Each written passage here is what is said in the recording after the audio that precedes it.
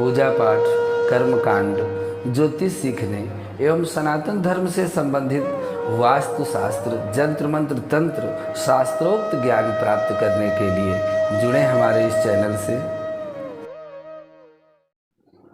नमस्कार मित्रों, स्वागत है ज्योतिष शिक्षा के इस कार्यक्रम में, जहां पर आप नित्य ऐसे प्रयोगों का अध्ययन कर रहे हैं जो लोगों के कल्याण के कार्य में आवे और परोपकाराय पुण्याय पापाय परिपीडनम। अष्टादश पुराणेषु व्यासस्य वचनद्वयम्। 18 पुराणों में श्री व्यास जी ने केवल 2 ही बातें लिखी हैं, परोपकाराय पुण्याय पापाय परिपीडनम। आज आपके लिए जो हम दिव्य प्रयोग लेकर के आए हैं, किसी का भी कोई आवश्यक कार्य हो, कोई भी हो, स्त्री हो, पुरुष हो, विद्यार्थी हो, नौकरी हो, व्यापार हो, वह निर्विघ्न संपन्न हो जाए तो बहुत खुशी होती है। तो यह साबर मंत्र है।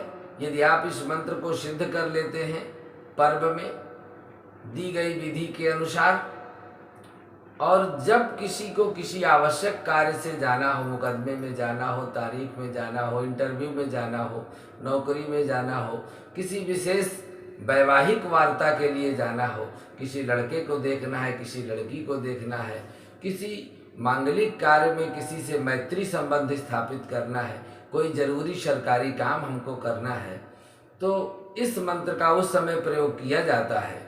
रोली अथवा चंदन से, अनामिका उंगली से इस मंत्र को पढ़ के 5 बार पढ़ना है और मस्तक में तिलक लगा देना है। यदि कोई स्त्री है तो सिंदूर वह अपने हाथ में ले और मंत्र आप पढ़ करके उसको अपने मस्तक में वो धारण कर ले, तो उसका कोई भी आवश्यक कार्य होगा वह अवश्य संपन्न होगा।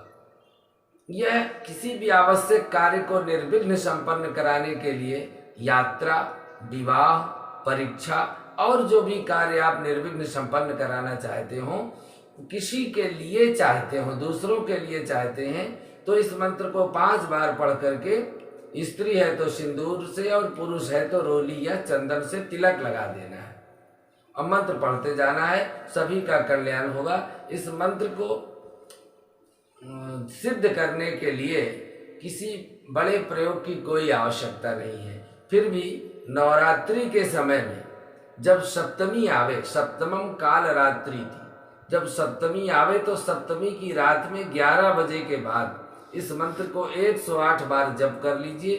बस मंत्र इतने में ही सिद्ध हो जाएगा। और जिस किसी को किसी आवश्यक कार्य में जाते समय आप स्वयं तिलक लगा देंगे तो उसका कार्य निश्चित रूप से बन जाएगा, इसमें कोई संदेह नहीं। मंत्र सुने। ओम क्लीं रक्ष रक्ष कार्य सिद्धये ह्रीं ह्रीं फट।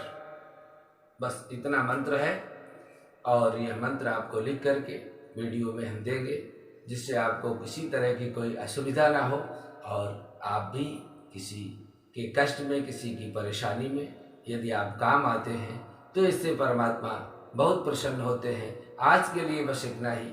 अगले भाग में पुनः आपके लिए एक नया वीडियो लेकर उपस्थित होते हैं। नमस्कार।